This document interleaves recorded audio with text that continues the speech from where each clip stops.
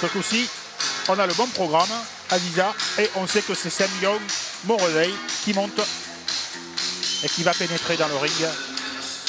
Donc il peut être d'une dimension de 4,90 à 6,10 m, Oui. avec 4 cordes. Et je crois que Moreno, après avoir rencontré notre ancien champion Mayer Manchipour, avait dit qu'il n'avait jamais boxé dans un ring aussi petit. Dans le vestiaire, il m'a dit c'était un timbre-poste. Parce qu'il avait pris, je crois, le plus petit ring qui était homologué et autorisé pour un championnat du monde. Maillard, qui est un garçon très intelligent, tout sauf idiot, n'est-ce pas, et qui avait établi sa tactique, qui savait qu'il allait devoir chercher et pressionner Anselmo Moreno, avait effectivement choisi un tout petit ring. Une belle performance de ce boxeur qui a battu au mois de mars à Nice Denis Sayoni, qui est un boxeur de très boxeur Denis Sayoni qui avait participé aussi également au grand tournoi, si je me trompe. Lequel, le premier, deuxième, le troisième?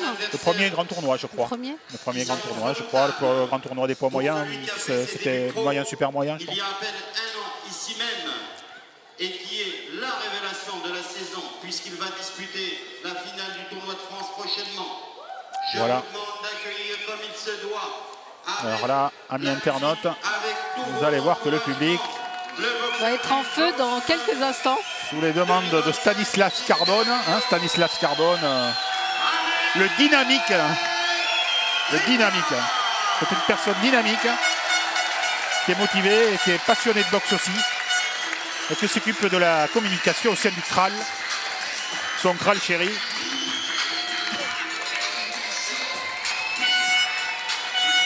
Et qui a appelé donc à se présenter sur le ring Ahmed Rifaï. Ahmed Rifaï, comme le disait Stanislas, qui va disputer dans quelques semaines sa finale du tournoi de France chez les poids moyens. 5 victoires, 1 défaite. Son adversaire a 6 victoires, 9 défaites et un match nul.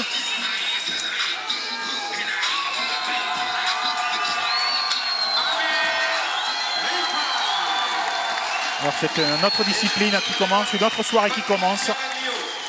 Et là, eh bien, la recherche voilà, de l'efficacité immédiate. Ahmed Rifaï qui a démarré sa carrière pro en 2008, 6 combats pro pour 5 victoires, dont 2 par KO.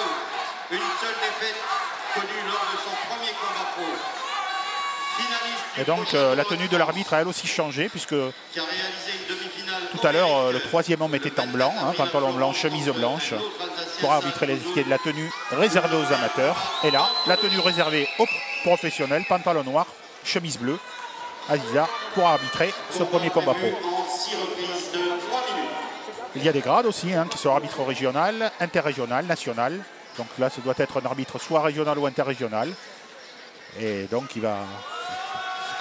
C'est comme les boxeurs, il y a une hiérarchie dans laquelle on grimpe. Il y a du bluff d'emblée pour essayer d'impressionner. Ça vous détectez immédiatement. Bah oui, bien sûr. Ahmed Rifaï, il est chez lui, il a envie de montrer à l'autre que c'est lui le boss ici, c'est son ring. Donc c'est marrant parce que chaque chose est étudiée, pensée, donc est fait sur l'instant. Avec le début de ce premier round, donc Rifaï, short noir, ligne blanche. Morozek, short bleu, bande blanche sur les côtés. Joseph qui a donné le premier coup de ce combat. Rifaï qui est super bien protégé derrière. Mais qui tourne du mauvais côté justement. Il ne devrait pas tourner sur la droite de son adversaire. Qui reste toujours dans le viseur de Morozek. Esquive, l'étature, excellente esquive sur le direct de son adversaire. Bon, visiblement, Morozek, donc short bleu, bande blanche sur le côté, a l'air de vraiment gêner Rifaï par rapport à son allonge. Ouais, il a tendance à baisser rapidement sa garde aussi, notre ami lituanien. Comme vous avez dit tout à l'heure aussi, justement, des fois il arrive des comptes. Pour l'instant, Ahmed Rifai n'a pas donné un seul coup.